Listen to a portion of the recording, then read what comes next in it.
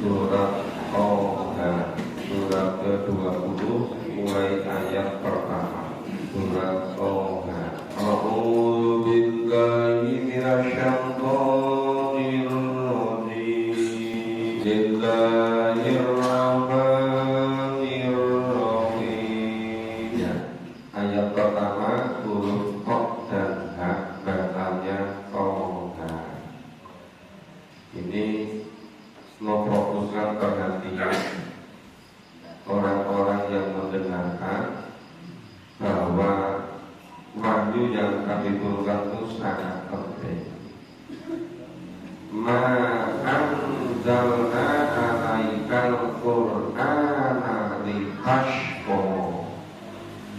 Kami Allah tidak menurunkan Al-Quran ini kepadamu agar kamu menjadi susah, agar kamu menjadi sengsara.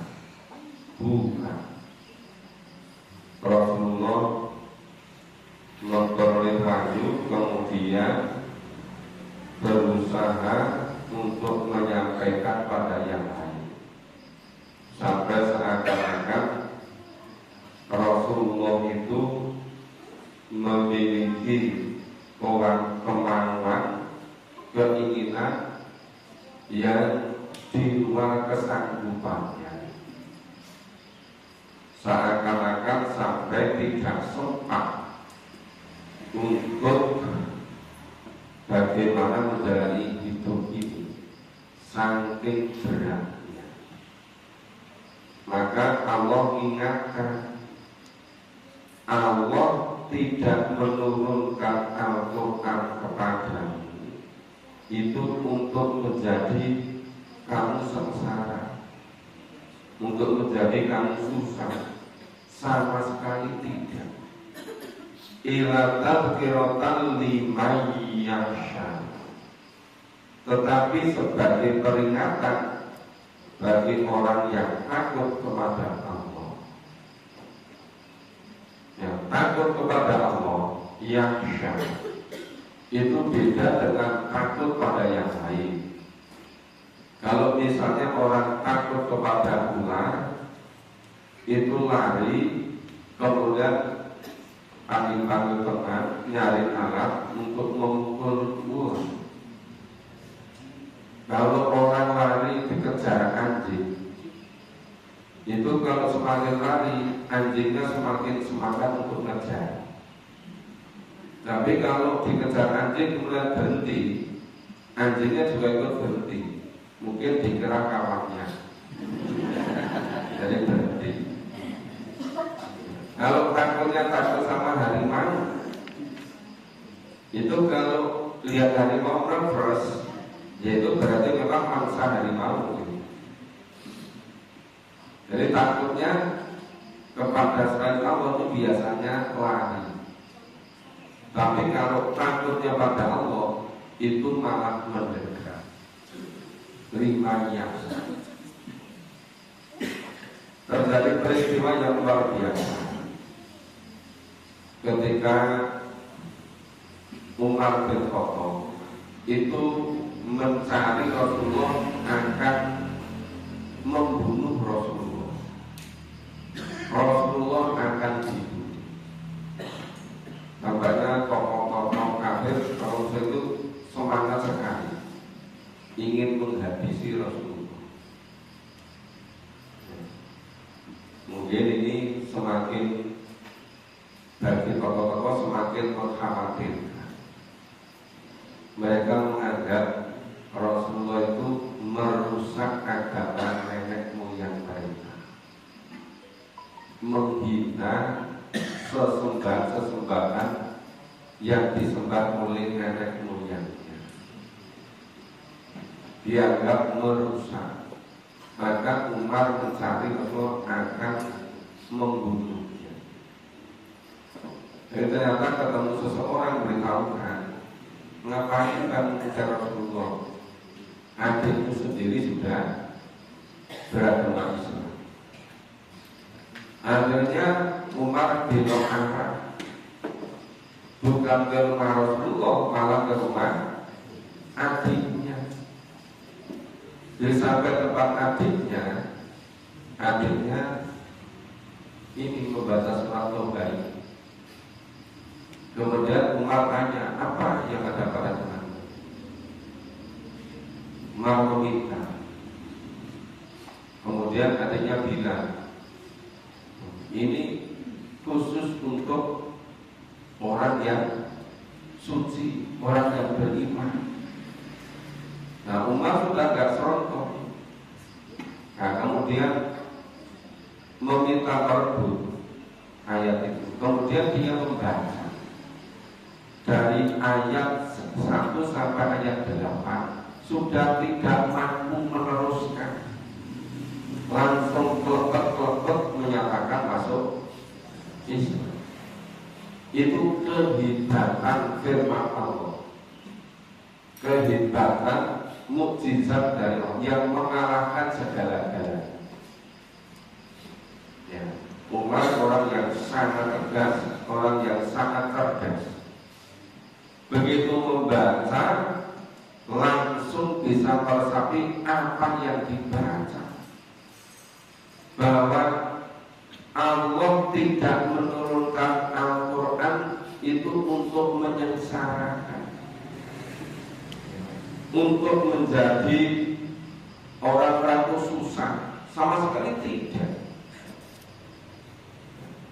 Yang itu kemudian merubah arah hidup umat yang semula ditakuti oleh orang-orang mukmin karena luar biasa kejamnya, menjadi terbalik ditakuti oleh orang-orang kafir, oleh orang-orang musyrik. Itulah saat dimulai Rasulullah dan para sahabat mulai menyebarkan wahyu secara terbuka, secara terang-terangan. Sebelum Umar masuk Islam, itu nyampaikannya masih sembunyi-sembunyi, terbatas. Tapi begitu Umar masuk agama Islam, dia terus mengumumkan, mengikrarkan secara terbuka, dan orang-orang beriman menjadi lebih tenang, menjadi lebih berani. Jadi ini kekuatan Al-Quran. Al-Quran ketika diwahyukan pada masa Nabi, pada masa sahabat, itu memiliki kekuatan yang sangat dahsyat, yang luar biasa. Walaupun memang orang terbagi menjadi dua kelompok. Ada orang yang mengimani, ada orang yang tidak mengimani, yang tidak percaya, yang mendustakan. Nah, ternyata sampai sekarang Rasulullah juga begitu. Ya, sebagian orang mengimani kebenaran Al-Quran, sebagian tidak mengimani. Maka sampai turunnya surat Az-Zumar, akhirnya orang itu berumbung-rumbungan, terbagi menjadi dua rombongan-rombongan besar. Satu rombongan orang-orang yang tidak beriman, yang mendustakan, yang mengkufuri, akhirnya masuk neraka berumbung-rumbungan. Dan satu bagian lagi pengikut Rasulullah, orang-orang yang beriman, kemudian masuk surga secara berumbung-rumbungan. Dan manusia hidup sepanjang masa, termasuk era sekarang ini, tinggal milih rombongan yang mana. Milih rombongan kelompok Rasulullah, Umar bin Khattab yang beriman, ya, yang kemudian menjadikannya sebagai pedoman hidup, atau sebaliknya. Itu milih sendiri-sendiri. Cuma memang pilihan itu menentukan berikutnya. Konsekuensinya sangat berat kalau pilihannya keliru. Sedangkan hidup di dunia ini waktunya sangat terbatas, cuma sebentar. Kebanyakan kebanyakan orang menunda-nunda untuk memahami Al-Quran, menunda-nunda untuk mengamalkan isi Al-Quran, menunda-nunda untuk menjadikan Al-Quran sebagai pedoman hidup, sebagai jalan hidup, sebagai petunjuk hidup. Terlalu banyak alasan. Orang cuma karena pertemu sama teman itu bisa meninggalkan Al-Quran.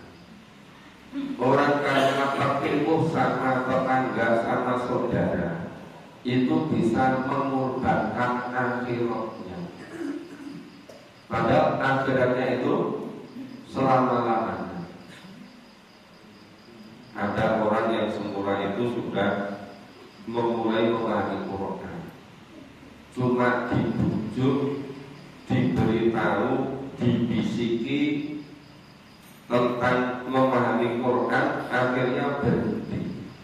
Ketika mau mulai lagi, pakai sama yang bisiki tadi. Dia sungguh-sungguh berdakwah untuk mencegah memahami Quran.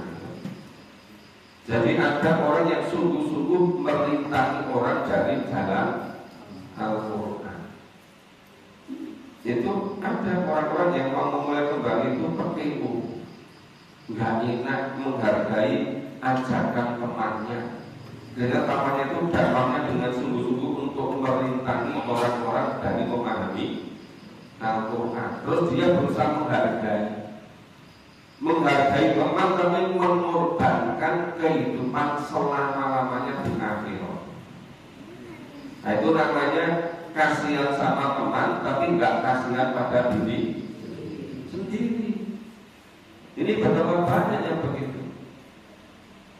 Dia diajak, ayo kita melakukan, ya pelan-pelan, ninggal tetangga dulu, ninggal teman dulu, masih banyak yang belum siap. Padahal yang tidak siap itu hanya diri sendiri. Kalau diri sendiri mau mulai, yang lain juga ikut memulai. Karena diri sendiri nggak mau segera memastikan secara istiqomah, yang lain juga ikut-ikut. Akhirnya apa? Mundur-mundur terus. Padahal di belakangnya itu kuburan. Semakin mundur, semakin dekat dengan kuburan, tapi nggak sadar-sadar, dikira hidupnya masih lama. Tapi kalau diajak ke tempat wisata kok tidak bisa alasan, tapi kok langsung jembritil, langsung samina ba'akokna. Tapi ini diajak lagi Quran, berpikir terus-menerus, nggak segera mengambil keputusan. Ya, kembali ke sini. Kekuatan surat Toha ayat 1 sampai 8 yang menjadikan hati Umar yang sangat keras, yang luar biasa kerasnya, sampai berkeinginan harus membunuh Rasulullah. Tapi dengan membaca ayat 1 sampai ayat 8 sudah berbalik 180 derajat. Yang semula ingin membunuh jadi membela secara totalitas. Ini kekuatan Al-Quran. Cuma sayangnya orang sekarang terlalu banyak yang menyia-nyiakan Al-Quran, yang merasa tidak begitu butuh kepada Al-Quran. Ayat 4, tanzilam mimman khalaqal arda was samawatil ula, yaitu diturunkan dari Allah yang menciptakan bumi dan langit yang tinggi. Pada selama itu yang didengar oleh umat, ya wahyu itu yang terima Nabi itu isunya katanya itu diberitahu dari seseorang, katanya ahli sihir, Katanya diberitahu dari orang ahli bahasa, dari pujangga, dari sastrawan. Ternyata kok tanzilan iman kholaqal amru wasamawati ula. Loh kok ini berbeda? Itu yang mengetuk hati umat. Ya coba bedanya Al-Quran berbahasa Arab, bahasa mereka hariannya juga bahasa Arab. Berbeda dengan kita, bahasa sehari-hari bukan bahasa Arab. Jadi bahasa kita bahasa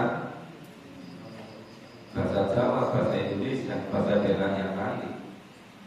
Tapi betapa banyak orang yang kemudian berusaha mempelajari bahasa Arab, tapi nggak mau menggunakannya untuk memahami Quran. Ada yang berbulan-bulan, bertahun-tahun berusaha memahami bahasa Arab, tetapi tidak digunakan untuk memahami Al-Quran.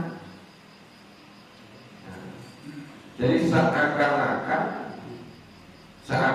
kalau mempelajari bahasa Arab itu sama dengan mempelajari Al-Quran. Padahal Abu Jahal, Abu Lahab, dan Abu yang lain, tapi tidak termasuk Abu Gosok, itu dulu ahli bahasa Arab,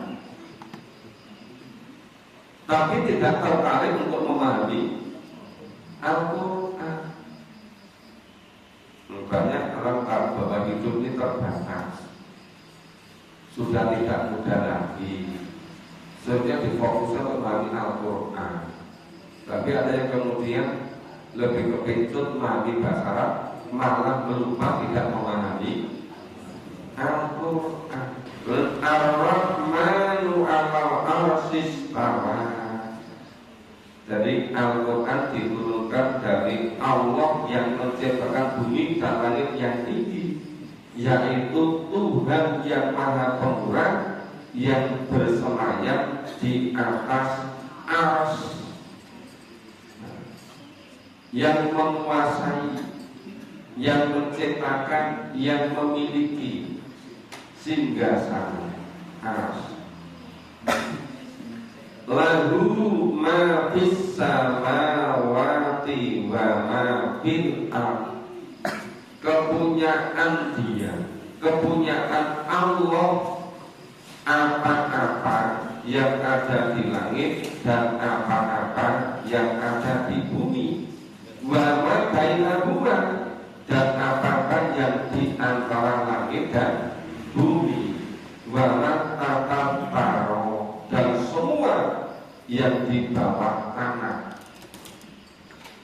Ini semuanya milik Allah. Jadi semua milik Allah, yang ada di langit, yang ada di bumi, yang ada di antara keduanya, yang ada di bawah tanah. Ini ungkap menyadari. Loh, berarti kita itu gak punya apa-apa. Semuanya milik Allah ternyata. Padahal sebelumnya merasa bahwa itu miliknya. Wa in tazahar bil qawli fa innahu ya'lamu sirra wa akhfa. Dan jika kamu mengeraskan ucapanmu, maka sesungguhnya Dia Allah mengetahui rahasia dan yang lebih tersembunyi. Jadi tidak perlu membaca Al-Quran dengan dikeras-keraskan, tidak perlu berdoa dengan terlalu mengeras-keraskan suara, karena Allah mendengarkan semua doa kita, walaupun dipanjatkan, diucapkan dengan lembut, dengan halus. Allah Maha mengetahui yang lembut, bahkan Allah Maha mengetahui rahasia dan yang tersembunyi. Jadi Allah mengetahui apa yang disembunyikan oleh manusia. Allah dekat pada kita. Makanya kalau mau mohon kepada Allah tidak usah keras-keras. Biasanya kalau keras-keras khawatir terdengar oleh yang lain. Nah kalau suara-suara yang lain misalnya campur sarung, itu boleh keras-keras. Tapi kalau suara Al-Quran tidak perlu keras-keras. Kalau berdoa juga tidak perlu keras-keras. Karena memang Allah Maha mengetahui yang tersembunyi. Allahu la ilaha illahu. Dialah Allah, tidak ada Tuhan yang berhak disembah selain Dia. Nah ini coba betapa terpukulnya hati umat yang selama ini mempertuhankan sekian banyak Tuhan. Yang orang-orang pada umumnya meyakini Tuhan banyak aja belum cukupi, kok malah Tuhannya hanya satu gitu. Dikira kalau lebih banyak itu lebih baik, lebih mencukupi. Itu tidak berlaku untuk Tuhan. Maka Allahu la ilaha illahu lahul asmaul husna. Dia yang mempunyai asmaul husna, nama-nama yang baik. Menurut hadis itu ada 99 nama. Tapi banyak ulama yang mengumpulkan nama-nama yang menunjukkan kepada Allah. Itu banyak di antara ulama yang menemukan lebih dari 200 nama yang mengumpulkan dari ayat-ayat Quran yang menunjukkan kepada Allah. Jadi ternyata kalau dihitung itu ulama dengan mencermati Quran itu jumlahnya bisa 200-an lebih. Makanya katakan 240 dalam lebih. Nah, ini surat Toha ayat 1 sampai ayat 8 itu tentang Al-Quran, tentang wahyu Al-Quran. Setelah itu nanti berisi kisah Nabi Musa alaihissalam dengan Fir'aun. Nah, terus itu paling banyak. Itu sekitar 80-an ayat. Itu relatif detail. Kisah Musa alaihissalam dengan saudaranya Harun, dengan Fir'aun, dengan ahli-ahli sihirnya, dengan bitoran-bitorannya, dengan para pengikut-pengikutnya. Kemudian berisi kisah Adam alaihissalam dengan iblis, ya, dengan setan. Nah setelah itu nanti ada isi terkait dengan bagaimana hari kiamat, ya, yang nanti semuanya pasti akan jelas pada hari kiamat. Nah setelah itu nanti sebelum akhir itu kembali disimpulkan setelah ada ajaran-ajaran tentang akhlakul karimah, ya, itu mengenai firman Allah, mengenai kalam Allah, mengenai mukjizat Al-Quran. Maka itu di ayat 123, 124. Nah itu nanti orang-orang yang berpaling dari firman Allah, dari petunjuk Allah, itu akan celaka. Siapa yang berpaling dari petunjuk Allah, dari tuntunan dari menurut Allah, itu kehidupannya itu kehidupan yang sempit, ya, dan akan dihimpunkan di akhirat dalam keadaan buta. Karena ketika di dunia itu buta mata hatinya, tidak mau melihat kebenaran Al-Quran, tidak mau melihat kebenaran ayat-ayat Allah, tidak mau mendengarkan firman Allah, maka di akhirat dikumpulkan dalam keadaan buta. Jadi ini sedikit pengantar intisari benang merah alur yang ada pada surat Toha. Nah, kita sekarang berusaha setiap memahami ayat demi ayat, kemudian surat, ya, kita berusaha memahami isi surat secara lebih mendalam, supaya betul-betul paham, ngerti bagaimana alur yang ada pada masing-masing surat yang ada pada Al-Quran. Ada yang suratnya panjang sekali, tapi nanti kalau dicermati teliti ujung-ujungnya, ya memang orang terbagi jadi dua kelompok besar itu. Ada yang kemudian melalui kisah yang bermacam-macam, kisah yang banyak, gitu ya.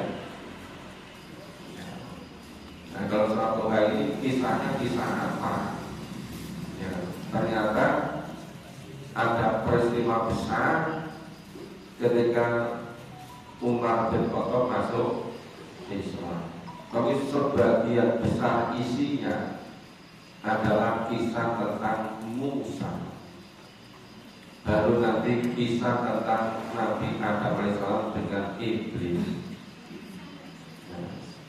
Baru nanti menjelang akhir itu kulasoknya tentang kembali kepada yang diungkap di ayat 1 sampai ayat 8, yaitu tentang firman Allah, tentang Al-Quran.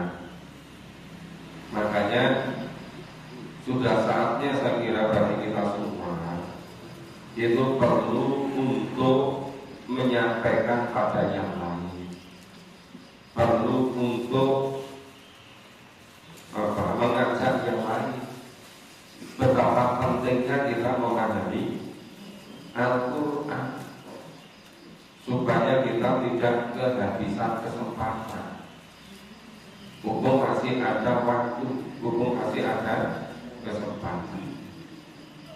Jadi mulai ayat 9 itu sudah mulai kisah Nabi Musa menerima wahyu. Ketika dijelaskan di ayat yang lain, ketika Musa sudah selesai mengabdi kepada Nabi Shu'aib sebagai penggembala sesuai dengan perjanjian 8 tahun digenapi 10 tahun, sudah mengabdi 10 tahun, sudah dinikahkan dengan putri Nabi Shu'aib. Musa sangat merindukan Mesir karena dia tumbuh besar dari kecil, dari lahir sampai usia 19 tahun ada di Mesir, sudah ditinggal 10 tahun, sangat merindukan. Itu Rasulullah meninggalkan Mekah juga setelah tahun ke-6 sangat merindukan kembali ke Mekah. Nah, ketika Rasulullah bersama sahabat ingin kembali ke Mekah, tetapi oleh tokoh-tokoh orang kafir, orang muslim belum bumi pada tahun ke-6 itu. perjanjian Hudaybiyah. Baru tahun berikutnya, tahun ke-7 Rasulullah belum mati. Kemudian yang haji yang umroh sahabat-sahabat. Tahun ke-8 Rasulullah juga belum mati. Ternyata kenapa belum mati?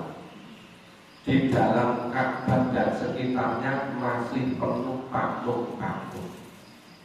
Masih banyak sesembahan-sembahan selain Allah. Nah, setelah tahun ke-9 kemudian pembersihan, Rasulullah baru mau haji. Jadi sepanjang hidup Rasulullah haji ya sekali tahun ke-9 itu. Haji pertama sekaligus haji wada. Kewajibannya seumur hidup sekali. Cuma orang sekarang itu kadang-kadang ingin lebih dari Rasulullah.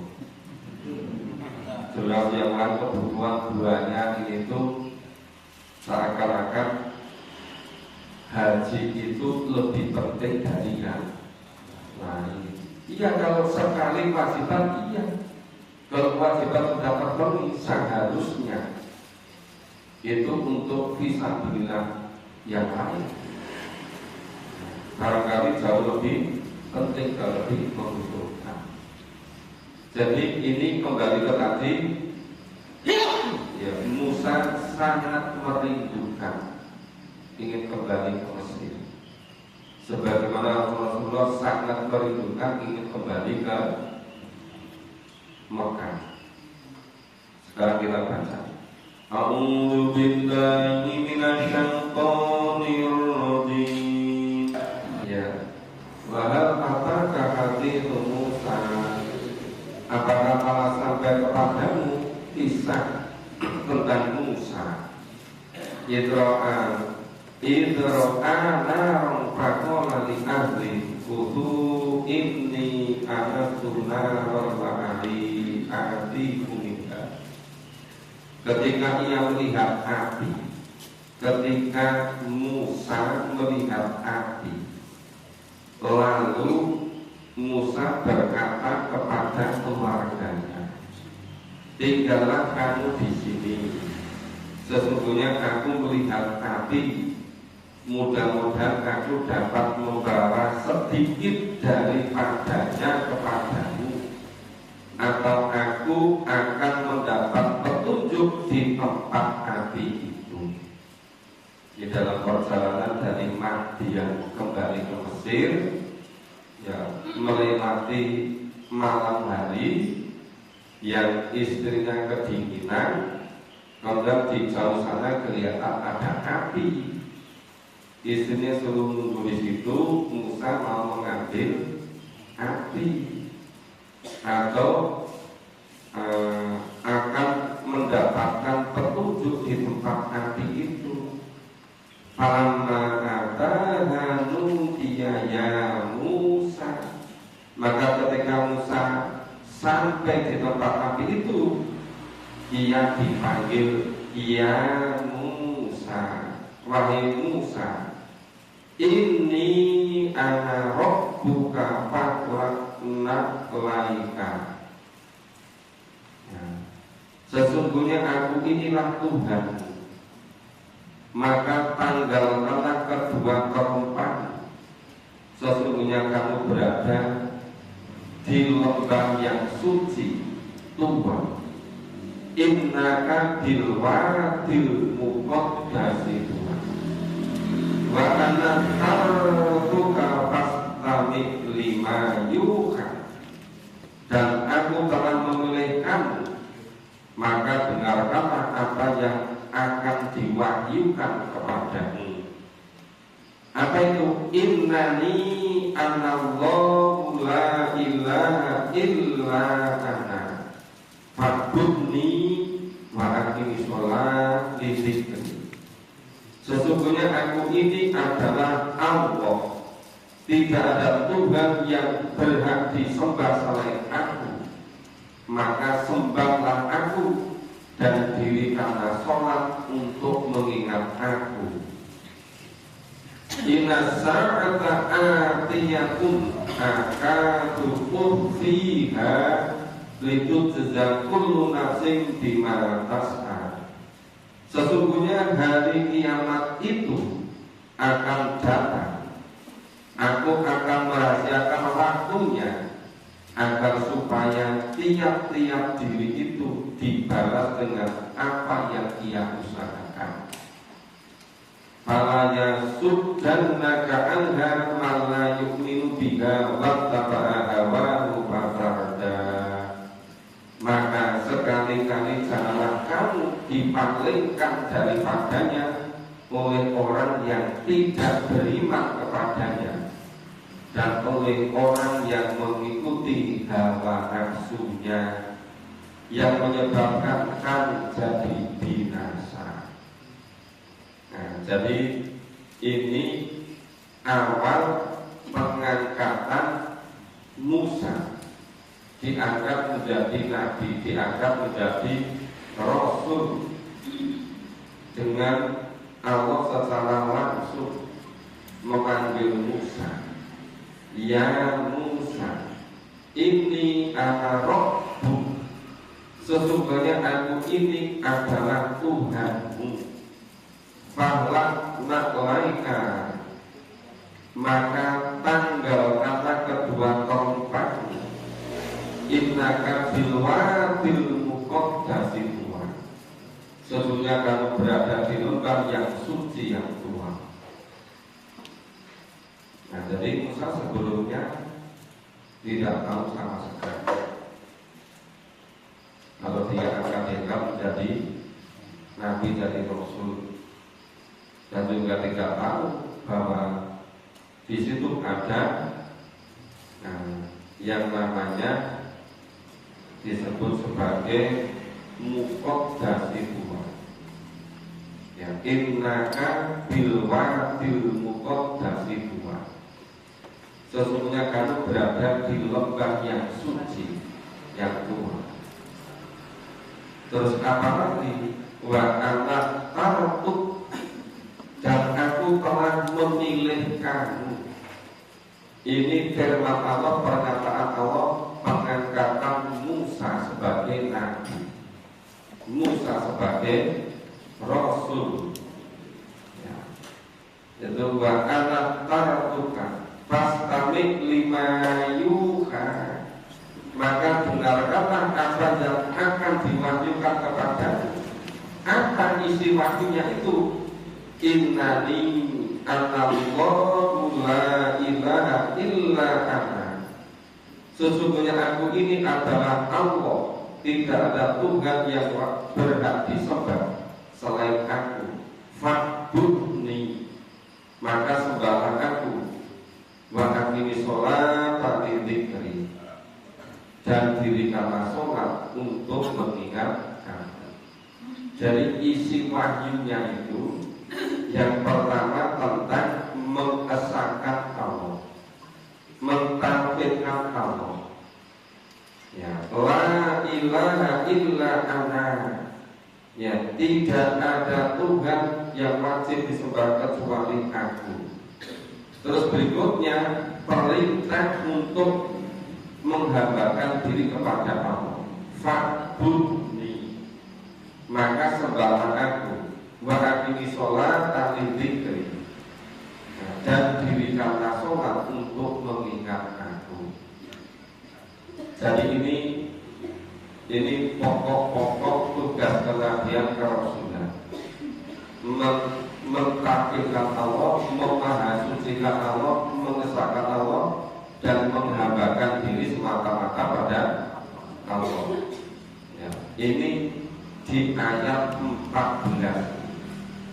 Ya, innani anallahu la ilaha illa ana fa'budni wa aqimi sholata lidzikri. Terus terkait dengan keimanan adanya hari kiamat. Inna sa'ata atiyatun akadu ukhfiha, untuk apa? Litujza kullu nafsin bima tas'a, Sesungguhnya hari kiamat itu akan datang. Aku Allah merahasiakan waktunya agar supaya tiap-tiap diri, tiap-tiap manusia dibalas dengan apa yang ia usahakan, apa yang ia kerjakan. Jadi setelah mentakwilkan Allah, mengesahkan Allah, perintah untuk menyembah semata-mata pada Allah, kemudian iman terhadap hari kiamat, iman kepada adanya kehidupan di akhirat. Ternyata hari kiamat itu untuk membalas apa yang diusahakan oleh manusia ketika di dunia ini. Nah, kalau yang diusahakan iman amal soleh, balasannya surga. Kalau tidak iman dan tidak ada iman yang beres, walaupun berbuat baik, kebaikannya tidak ada nilai pahalanya. Nilai pahalanya terhapus. Nah, kemudian tempatnya dimakan. Fala yang sudah nakaanha malayuk minubiha, maka sekali-kali janganlah kamu dipalingkan daripadanya oleh orang-orang yang tidak beriman kepadanya. Wattaba'a hawahu fatarda, dan oleh orang-orang yang mengikuti hawa nafsunya yang menyebabkan kamu menjadi binasa. Jadi peringatan, jangan sekali-kali mau dipalingkan, mau digoda, dibujuk oleh orang-orang yang tidak beriman. Jangan mau digoda, dirayu, dibujuk untuk memperturutkan hawa nafsu ya, karena kalau mengikuti akan menjadi binasa. Di dunianya sudah binasa sengsara, apalagi di akhirat. Nah, jadi pagi ini sampai ayat 16. Insya Allah besok kita lanjutkan mulai ayat 17. Ini hari Selasa, jadwalnya nanti sore kajian di gedung, terus malam hari di masjid. Ya demikian, semoga bermanfaat. Mohon maaf kalau saya permasalahannya. Kita akhiri dengan kata-kata Alhamdulillah.